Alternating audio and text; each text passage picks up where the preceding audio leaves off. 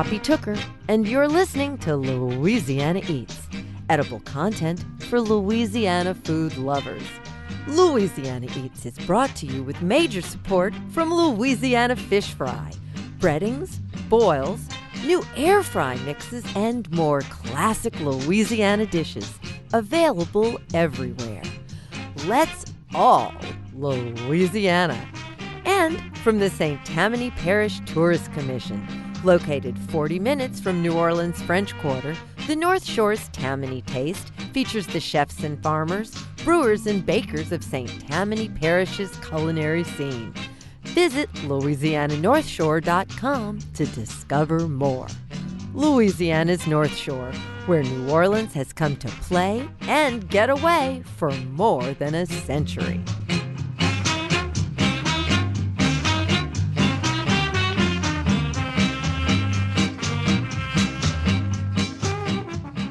Here's this week's culinary quiz question, brought to you with support from Popeye's Louisiana Kitchen. What is the current state of cookbook publishing and sales in the U.S.? The good news is the demise of the printed cookbook did not result from the dawn of ebooks. Ebooks have not worked for users as well as traditional print cookbooks always have. In fact, e-versions of titles only represent about 5% of sales. After all, why would you have that expensive electronic device near all that cooking? Imagine what a splash of hot olive oil could do for your screen. Almost 5,000 new cookbooks are published in America every year. Sales of those books have been on the increase, with annual gains of at least 10%. In fact, cookbooks are one of the only genres in the publishing world continuing to grow. What's selling best? Regional and ethnic books are leading the pack. Sales of keto diet cookbooks are said to have increased 228% over the last couple of years. No matter what kind of cookbook you prefer, there's much to be said about winding down at the end of the day with a much-loved and trusted cookbook. I hope you'll give it a try one day soon. I'm Poppy Tooker, and you're listening to Louisiana Eats. Our aspirations wrapped up in books, our inclinations hidden in looks.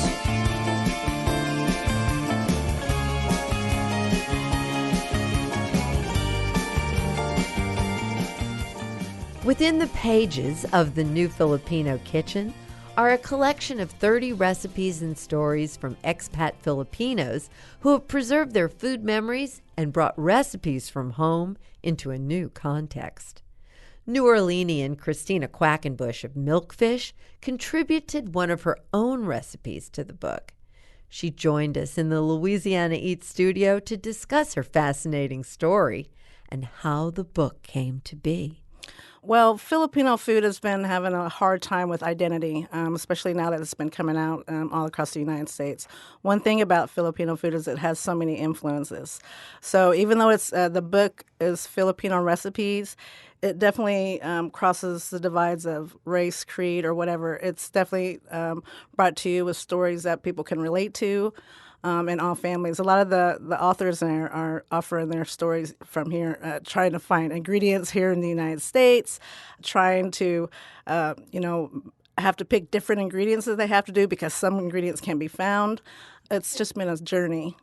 Well, I just love this beautiful new book, The New Filipino Kitchen, and one of the things that I love about it is that there, right in the very front of the many stories that are told in the book, is my friend Christina Quackenbush. And the name of your chapter is Teach a Girl to Fish. And it tells the story of how you were born in the Philippines and how you came to America. Tell us about how you've made this life journey. Well, at 5, my mother met my stepfather, who was a Marine. He was stationed over there, so they got married. And I was so excited, and my mother as well was happy to move back to the United States. We ended up in the Midwest, land of corn, Indiana. So that's where I spent the next 15 years of my life when I moved there. What was really so poignant about the story is that your grandmother didn't want you to go. She wanted to keep you. Yes. My grandmother in the Philippines loved me so much. My mother was her only child. I was her only grandchild. So we were pretty much her only family. And she was just begged my mother. She was like, please, please leave Christy here. And she called me Christy, but leave her here with me. I'll take care of her. But it was a very poor time over there. My family was very poor, and my mom wanted better for me. It was literally the commercials that you see on television where the kids are in the gutters, and that was my life in the first 5 years. Oh, my goodness. And so you all came to America. You came to the Midwest. Did you see your grandmother again? Unfortunately, I never got to see her again. Never. That saddens my heart more than anything. I received plenty of. She couldn't even read or write, so people had to read or write for her to send me messages. And she still, till the day she died, which was just about 5 years ago, that she still would tell me she loved me and she missed me. She wished she could see me. I never got a chance to see her before she died, and it's one of the biggest regrets that I have. Yet I can only imagine that you honor your grandmother and you keep her memory alive today in the food you cook. This is very true. This is one of the ways that I, pay homage to her and make sure that, our family, even though we're in a different country, that I'm representing, where I came from.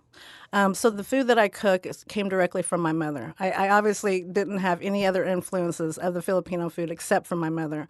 And also they were, with American ingredients, so they weren't even, like they should be. All the stuff that she cooked all came from her mother. And she wanted to make sure to instill, these recipes and stuff in me. And so that's what I did, just growing up like, what is this? I was more into the American food. And so when my mother would make that stuff, I never really appreciated it then, never. I mean, it was good, and I could smell it coming home, and I loved it. But I never really appreciated it until my grandma passed. That's when I appreciated it the most. And the name of your chapter is To Teach a Girl to Fish, because that's a very interesting transition with Filipino food in the Midwest and the concept of raw fish. Tell us that story. Well, in the Philippines, a lot of the people are fishermen. Coming over to the Midwest, and being so young, I didn't get to appreciate the fishermen. But I did get to appreciate fishing because I grew up on the Ohio River with my American family, my American Irish grandmother, and we literally had a camp right on the Ohio River.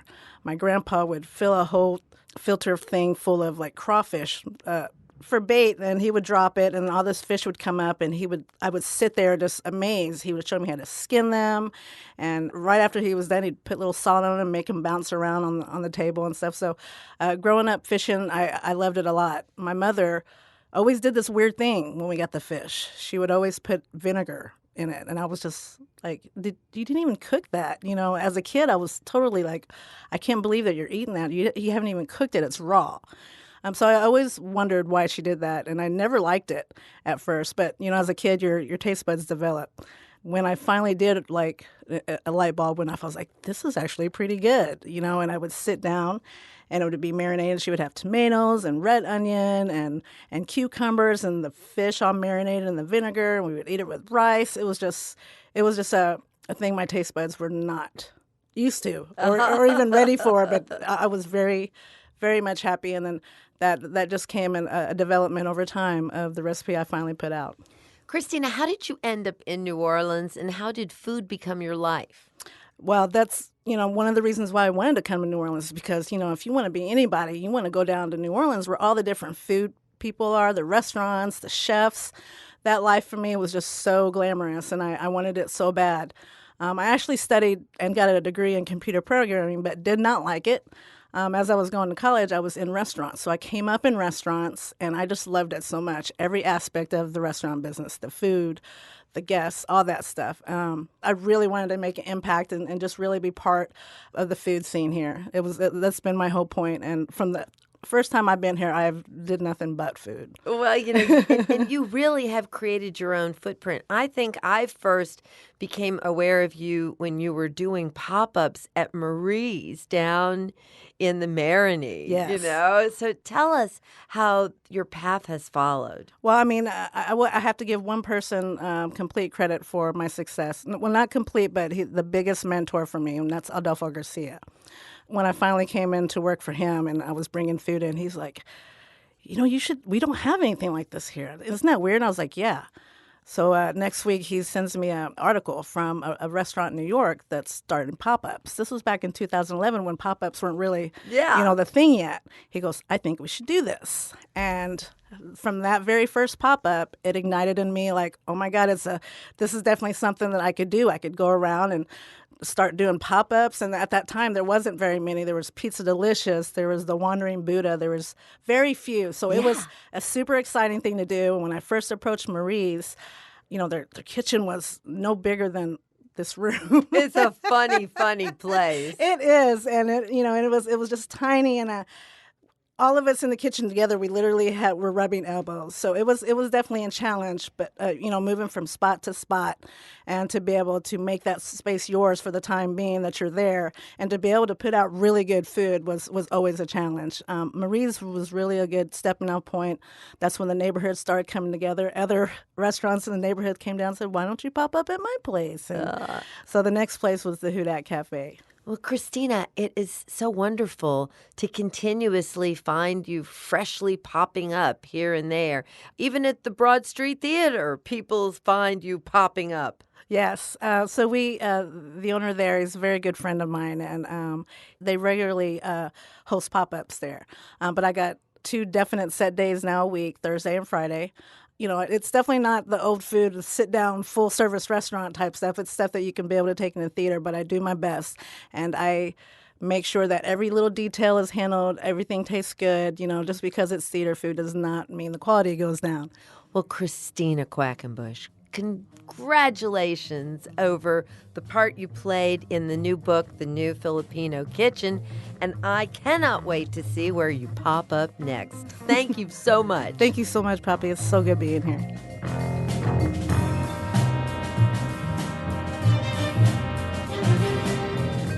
That was Christina Quackenbush. You can find Milkfish at the Broad Street Theater, Tuesdays through Saturdays.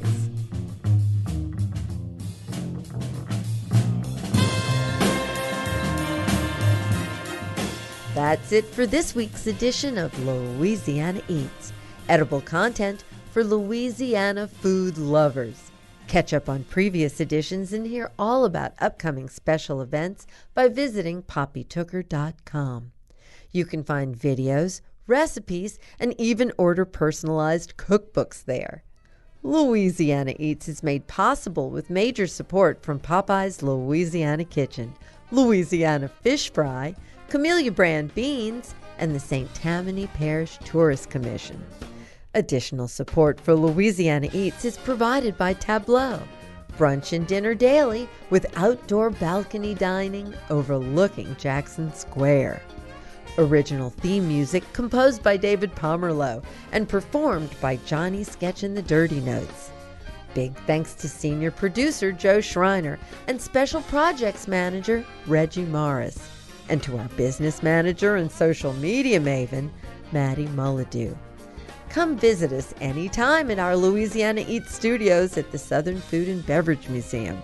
We're on Instagram and Facebook too. Louisiana Eats is a production of Poppy Tooker Broadcasting.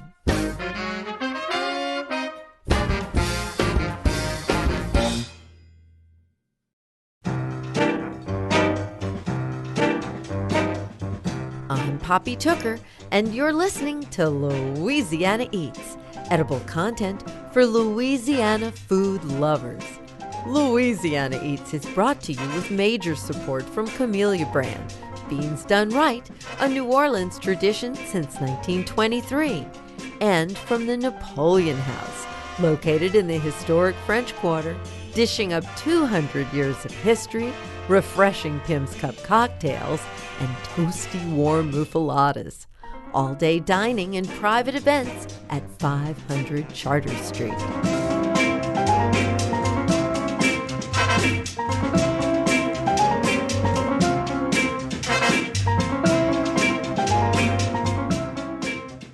My name is Marti Buckley, and I'm the author of Basque Country.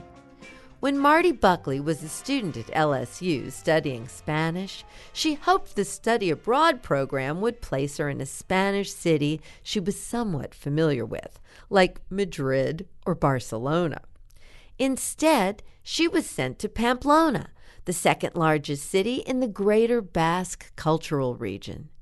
During her visit, Marti became seduced by the picturesque territory's distinct culture and cuisine, and vowed she would one day return. After college, Marti spent 2 years in her native Alabama, where she worked for Southern Living magazine and trained in the kitchen with revered Southern chef Frank Stitt. When she was given the opportunity to move back to Spain, she didn't hesitate.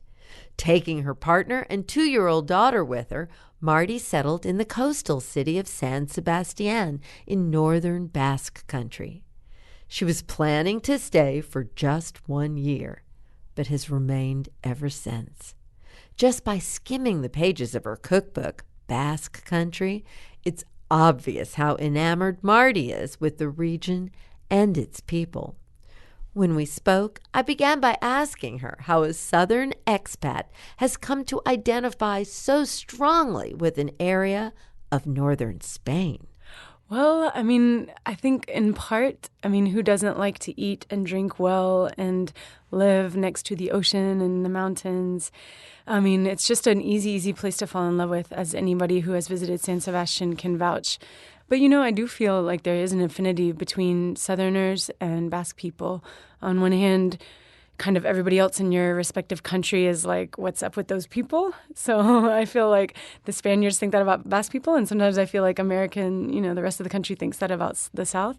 And then also I felt like very at home around the table there because food for them is everything, and it's very important. And that's something growing up in Alabama and also having lived in Louisiana for a few years as well was something very familiar to me. There's 7 different regions in Basque Country. Would you demystify that for us? Sure. So Basque Country, as you said, is 7 different regions. 4 of those are in Spain, in the north, and then 3 of them are in the south of France. But Basque Country predates the formation of Spain, the country, and France, the country. So rather than dividing it by that, I often tend to think of it as divided by coastal Basques and interior Basques, because that's where the real difference comes in the traditions, in the labor force, and in the food. So the Basques on the coast, they are eating a lot of seafood. They often work out on the boats. They use quick cooking techniques like grilling and light sauces, more influenced by the water around them. And then the interior Basques, the mountain Basques, those are the shepherds, and those are where you're going to have the long stews and the more meat and more dairy products, usually sheep's milk. And so that's where I really see the division rather than modern geopolitical divisions like Spain or France. Everybody, I think, thinks that way of eating with little plates is really tapas. But it's really something different, isn't it? What's it called? Well, probably the famous Basque export is the pincho. So pincho is not tapas. Tapas are from the south of Spain. They can sometimes be free. They're usually a plate of one ingredient, whereas the pincho is different. The pincho is also a small bite, but it's usually something skewered on a toothpick or served on a piece of bread, or even nowadays an elaborate creation with haute cuisine leanings. So you always pay for it. It's usually a little bit more elaborate than a tapa. Well, I'd never thought of this before, but I understand that in this culture, they don't really have side dishes. Right. It's an interesting way of eating. So they're not always eating pinchos. That's kind of like a nighttime special thing. Usually they're eating around the table at their house or at a restaurant. And so there you get first course, second course. First course is usually a vegetable, usually just one thing, like a white asparagus, maybe with a vinaigrette dressing. And then the second course is the star, and that's the protein, and it's either fish or squid or steak or meat. And so, yeah, they just go one at a time, which is perhaps why their lunches are 3 hours long. It is a wonderful way to dine and a wonderful place to be. Everything, just as I read through the book, continues to be so completely different from what we think of in Europe and certainly what we have here. Their shopping is very different, for instance. Yeah. I mean, shopping there converts itself from like a duty that you get into your hot car and drive out to the supermarket to do into a pleasure. I mean, you definitely have supermarkets there, but you also have farmers markets and fish markets right in the center of town, right at hand. And you have stalls and shops that specialize in one thing. So you'll go to one place for your sausage, and then you'll go to another for your leeks, and then you'll go to another for your squid. And you kind of form relationships with people. And it's a really beautiful way to buy your food, and it really instills a respect for food. Marti, the way you just described the shopping sounds a lot like one of their cooking expressions, something that they describe as little by little. So you're certainly doing that little by little sort of shopping. What is little by little when it comes to the cooking? Right. So in Basque, that's poliki poliki. And they rely on fresh ingredients. And they don't add spices. They don't cook with herbs. I mean, we're talking salt, garlic, olive oil, and when they're feeling a little crazy, some parsley. So it's like, how does the food taste so good? Well, often they rely on a base of really caramelized onions, or they're relying on a long stewing. And so you have some quick cooking, but you also have some dishes that are based on a longer cooking methods. And it really is the time that's like the secret ingredient in a lot of these dishes. Americans cooking out of your book, are they going to have a hard time with any of the ingredients? Well, okay, so this book, I wrote it for the American cook, with the American cook in mind. However, I did also write it for the Basques. So I think there's probably, 4 or 5 recipes that I don't anticipate people making. What would those be? They just like had to what? be in there. Is it because they're just like too far out? Well, in some cases, it's because of the ingredient. For example, the angulak. Those are baby eels. They're really not valued enough to be fished in America. And they are valued highly to the tune of $600 a pound. Yeah, so it's a special occasion food, and it's prepared very simply. An American home cook could easily make it, but it is a very local product. So that's one. And then there are a couple other recipes that I imagine might not be the most popular in the book, like the blood sausage, which is, you have to have access to fresh blood to make. And it sounds very scary, but it really is so delicious. Who shared the recipes with you?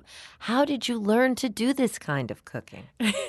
Well, it's a lot of eating on one hand, and then it was really an interesting process because anybody who has ever cooked from a Spanish or Basque cookbook knows that they don't tend to delineate the steps as carefully as American cookbooks.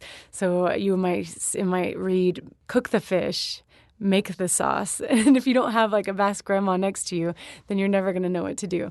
So I did a little of research in books, but I actually relied heavily on a group of chefs that I knew. So I tried to get a chef from each province that I could, because I didn't want it to be a San Sebastian-centric book. So I had a team of chefs that I could call up at any time of the night and ask questions to. And then I also really had this group of retired old men that were very helpful. I would, and there's like some of the dishes are more controversial, we could say. And so I would call them up and say, can I just watch you make cocotas or watch you make hake?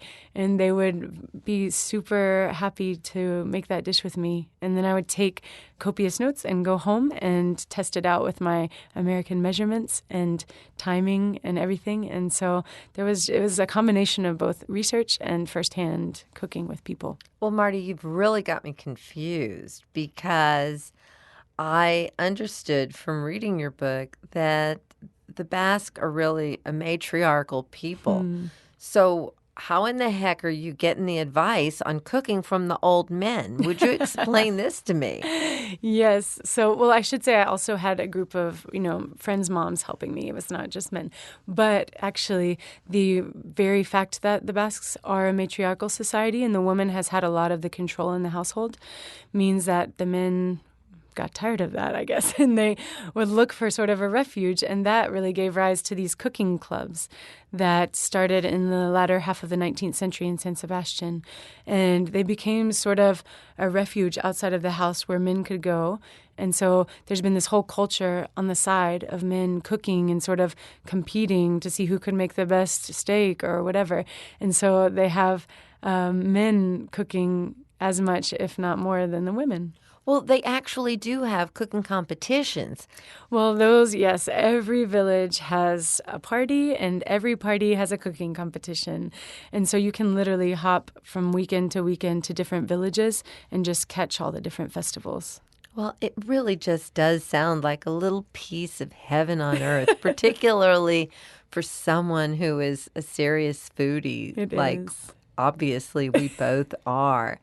Thank you so much for writing this beautiful book, because it's like a virtual trip, a trip into a really amazing place that I suspect many Americans are unfamiliar with. Well, thank you. That was what I wanted. That's the effect I wanted. And to encourage people to get off the beaten track and to show this culture, which is just so amazing to me. Thank you, Marti. Thank you for having me.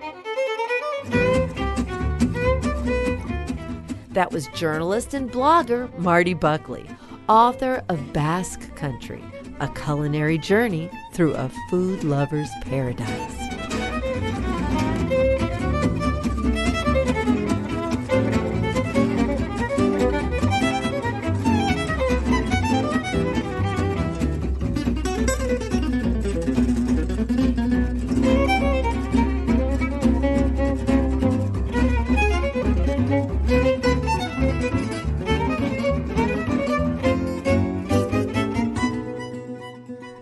Rosemary Barron is a food, wine, and travel writer who specializes in all things Greek.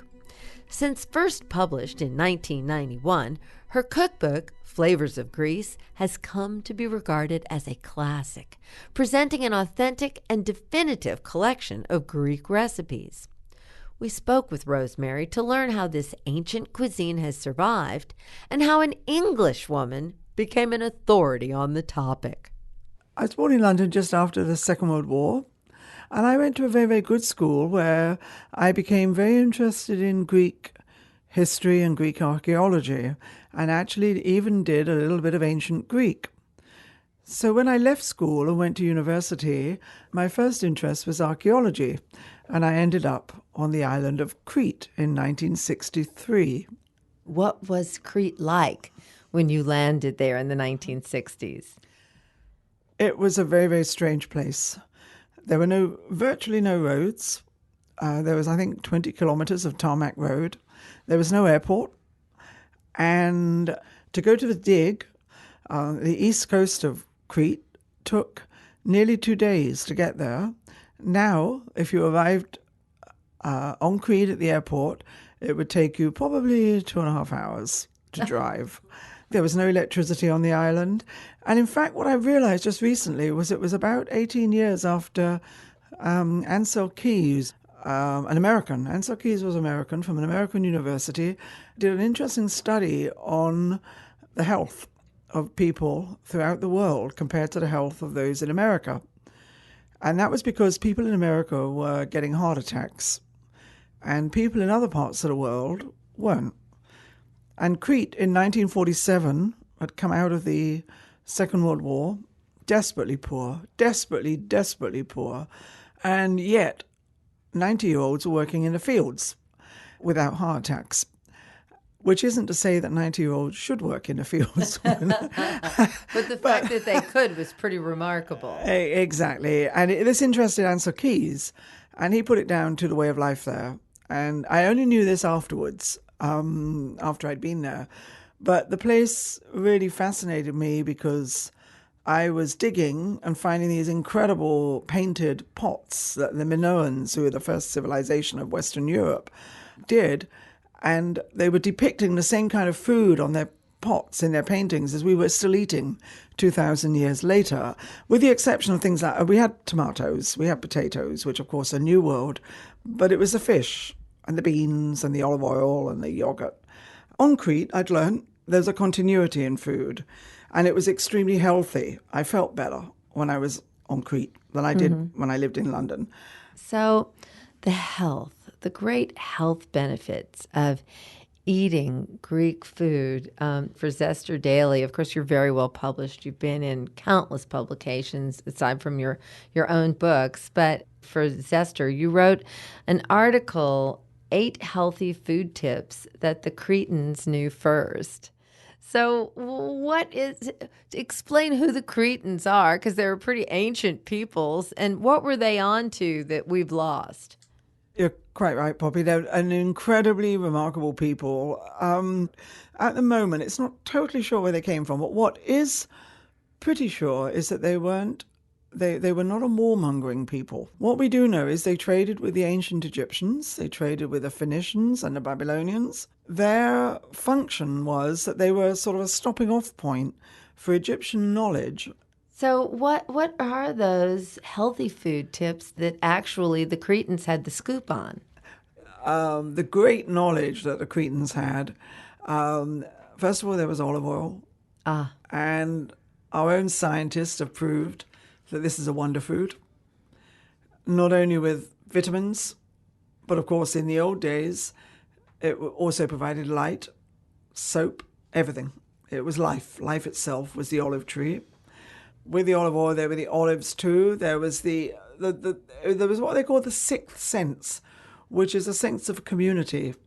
And we all know that if we sit down at the table in a bad temper or with people we don't like, our stomachs get a bit knotted. What the Cretans understood, the ancient Cretans understood, was that the great human way forward was to eat in a community, to eat in a communal way, and at peace with others at the table. And that was what they called the sixth sense, and it was the sense that gave them the great digestion. So, Rosemary, why do you think that those foods that can be traced back centuries and centuries to those ancient peoples, the beans, the various things that were being found and stored in those clay jars, why has that endured? In some ways, I think it was a sort of one of these accidents of life. Greece has a very complex and interesting history, and it's also one of being left behind in the Industrial Revolution. So Crete itself became a place with this incredibly rich history, incredibly rich knowledge, yet in terms of industrial Europe, of, let's say, 20th century Europe, was way behind. And what that meant was their way of life was essentially almost the same as it had been for centuries. There were some differences.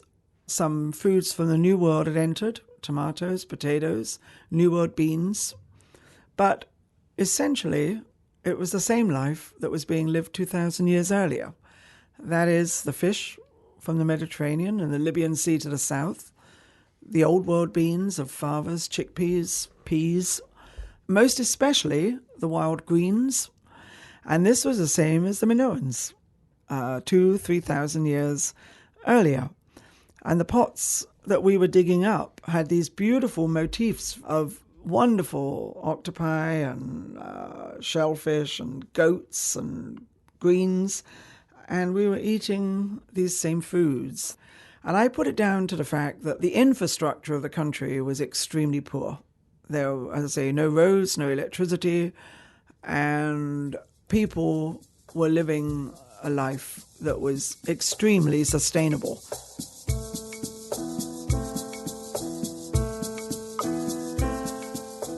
That's food and travel writer Rosemary Barron, author of the classic cookbook, Flavors of Greece.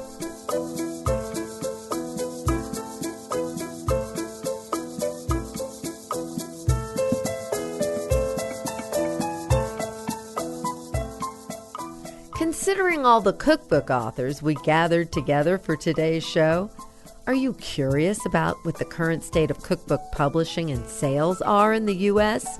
Stay tuned, and we'll explore that topic when we come right back.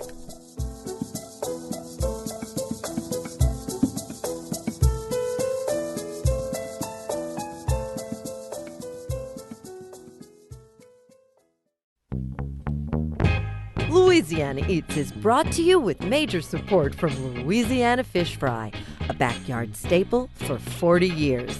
Maker of batters, coatings, boils, tartar sauce, cocktail sauce, and more. Let's all Louisiana.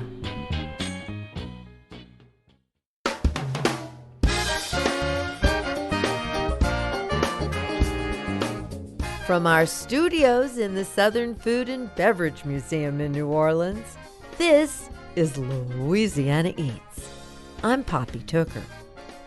Back in 2010, the publishing world reported an impending sense of doom when it seemed ebooks might eliminate the traditional cookbook. Luckily, that didn't happen, and cookbook sales continue to soar every year, outperforming most other book categories.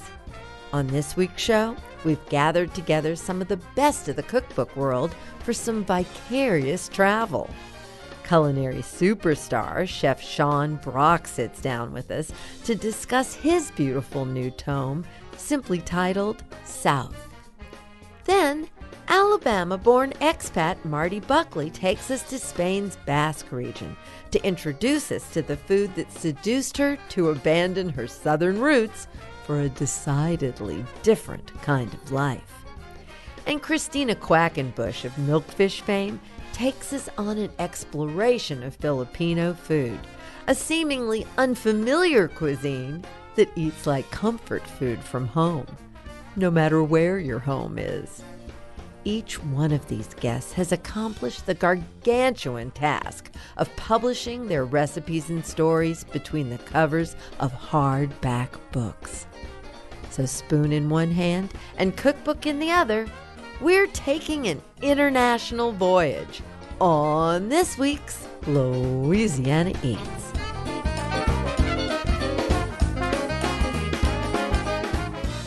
My name is Sean Brock, and my new book is South, and my new restaurants are called Audrey and Redbird.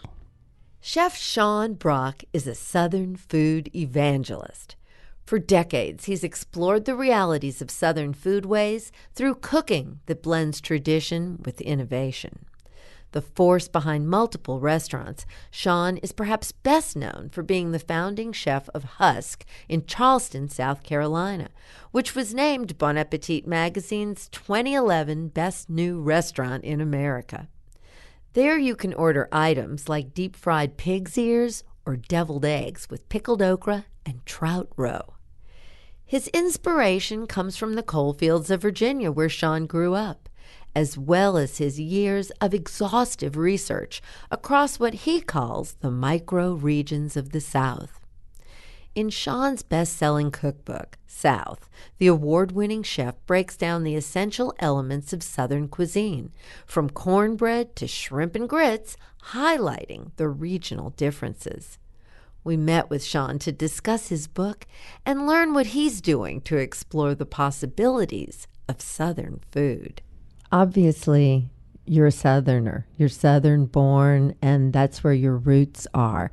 Would you tell me a little bit about how food became your life and how the South became your credo?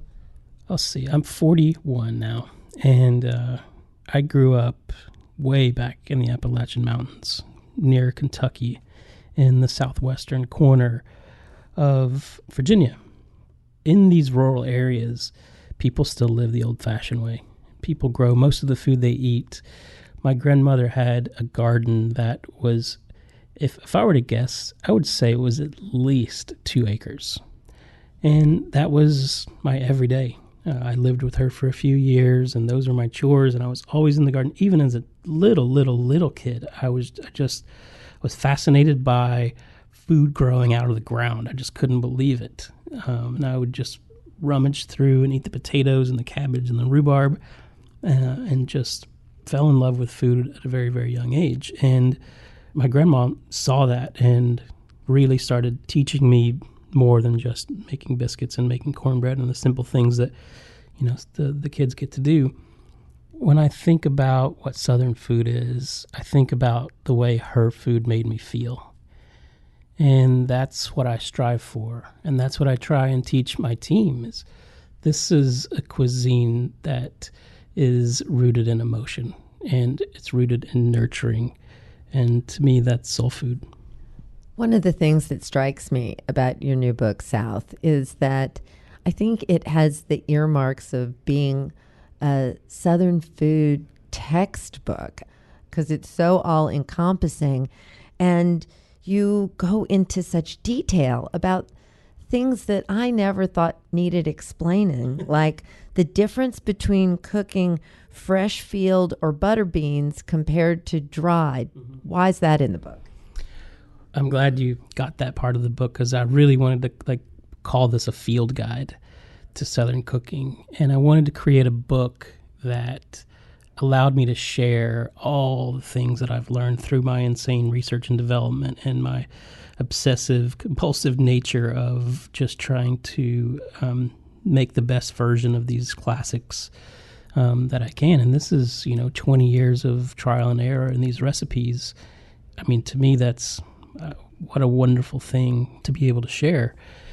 It's where I start when I'm creating dishes. When I'm creating a plate of food for a restaurant or for my home, these are the foundational recipes that I start with. And the field pea example, I really enjoy because a lot of people haven't had fresh from the field peas just harvested.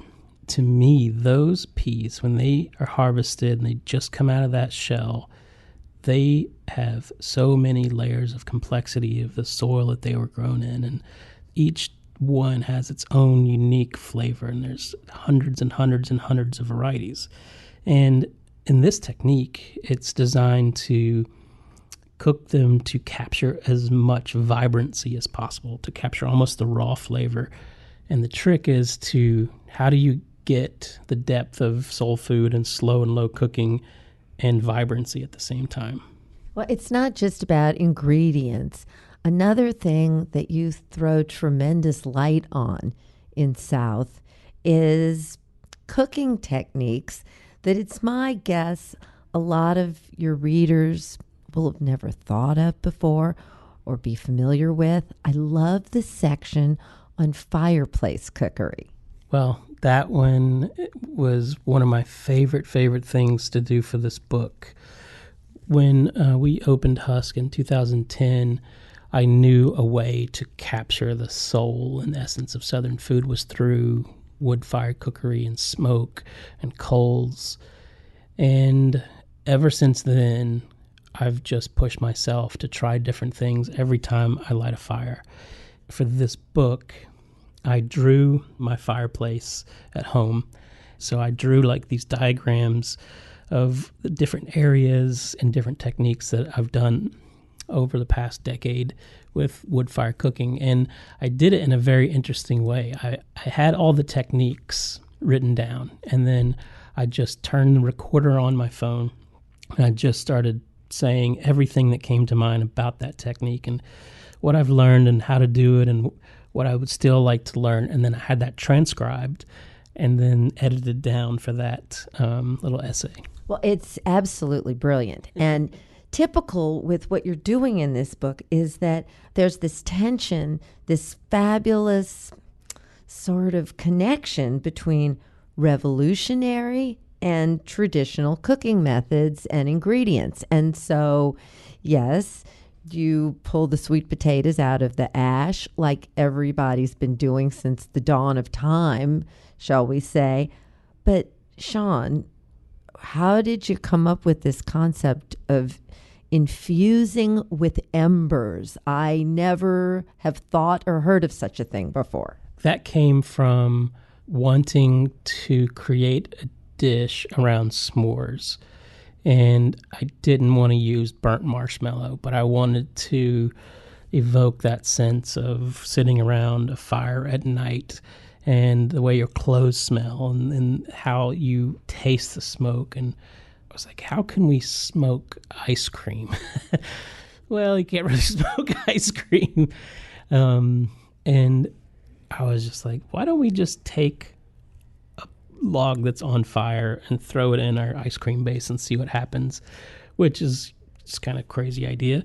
So we throw it in there and we wrap it really quickly, not knowing what's going to happen, and let it sit. And we go back and taste it, and everybody just erupts in laughter like that's a burnt marshmallow. And I have one sign always that I know when something's right was when it makes people just laugh.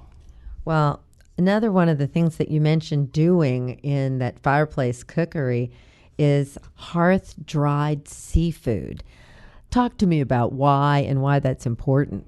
I first discovered that on one of my trips to West Africa.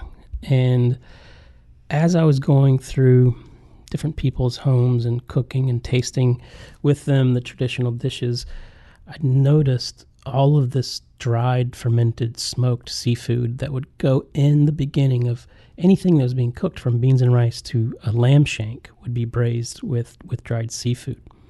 You see it all in Creole cuisine. You see it all in Low Country cooking. You see it in all of Southern cooking. Is you start that base foundational layer of flavor by rendering out something that's cured and funky and smoky. And then that starts to flavor the dish.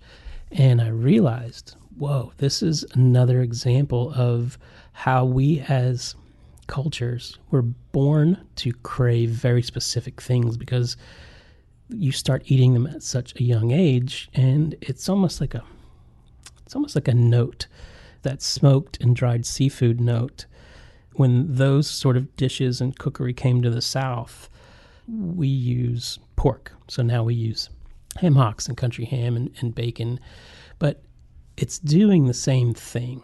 It's taking something simple and something unassuming like beans, and it's a way to add a very soulful, emotional element, because it triggers these nostalgic memories in your mind. And so it's neat to see how that also exists in other cultures, in Italy and France. It's just so neat.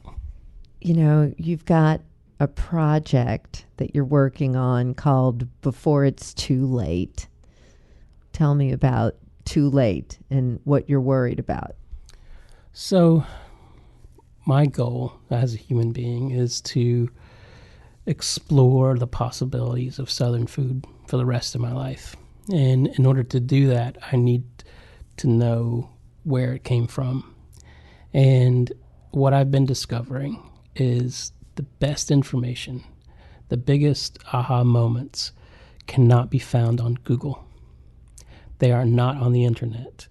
They are word of mouth narrative. They are having a conversation with someone who's never measured anything in their lives, who's never even opened a cookbook, and never written a recipe. And it's that natural cookery that I just love. And I don't think our current generation appreciates it enough. And I'm afraid that it's slowly starting to dwindle away, and I just can't have that. So my goal is to take a field recorder everywhere I go at all times and a camera, and just gather as many conversations as possible and as many seeds as possible, and just store it somewhere safely.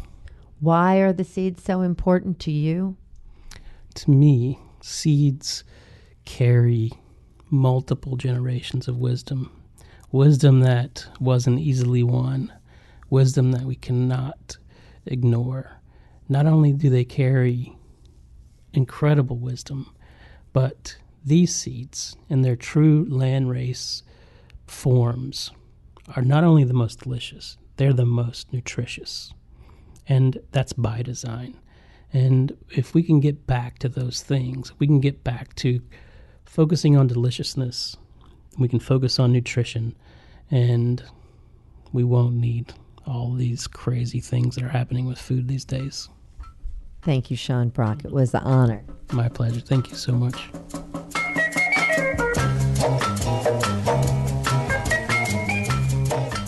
That was Sean Brock, author of South, Essential Recipes and New Explorations.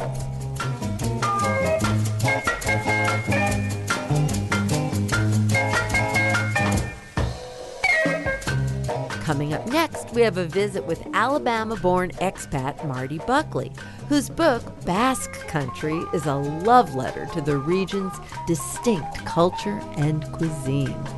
Louisiana Eats returns after the break.